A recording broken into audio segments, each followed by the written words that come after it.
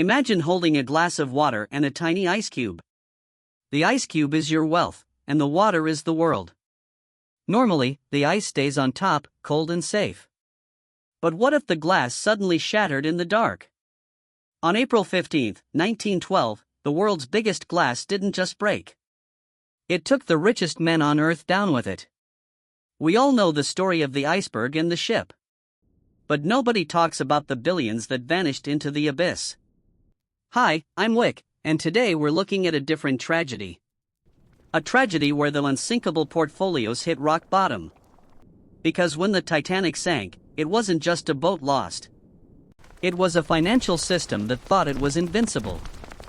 In 1912, a few men controlled more wealth than entire nations. This was the Gilded Age, a time of excess and gold. To understand the crash, we must understand the players.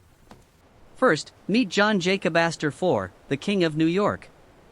Astor owned the land under the city's most famous hotels. He was worth roughly $87 million back then. In today's money, that is over $2.5 billion. When Astor walked onto that ship, he didn't just carry luggage. He carried the stability of the American real estate market. Next, we have Isidor Straus, the retail giant. As the owner of Macy's, he revolutionized how we shop. His wealth was built on the daily spending of thousands. Then there was Benjamin Guggenheim, the mining magnate. His family controlled the raw materials of the industrial world. These three men were the pillars of the global economy. If they disappeared, the markets wouldn't just shake, they'd collapse. But why were they all on the same boat at the same time? Because they fell for the ultimate psychological trap. It's called the authority bias, the belief in perfection. The White Star Line said the ship was unsinkable. The experts agreed, the media cheered, and the rich believed. We do the same thing today with safe blue-chip stocks. We think if everyone says it's safe, it must be true.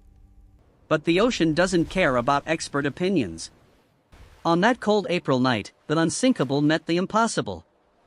When the iceberg struck, it didn't just tear through steel.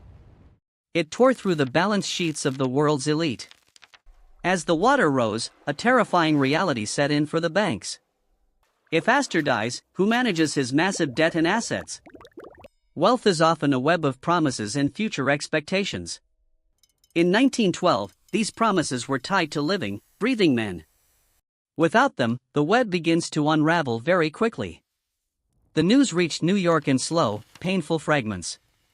At first, the papers said the ship was being towed to safety. This was the denial phase of a classic market crash. People wanted to believe their money was still floating. But as the truth emerged, the mood on Wall Street turned dark. The ticker tape machines began to spit out red numbers. Shares in the International Mercantile Marine Company plummeted. But the damage went much deeper than just one company. Insurance giant Lloyd's of London faced a historic payout. They had to cover the ship, the cargo, and the lives. This created a massive liquidity squeeze in the city.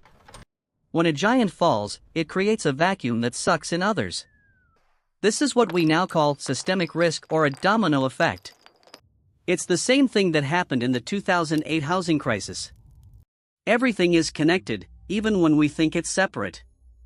The millionaires on board had diversified their lifestyles.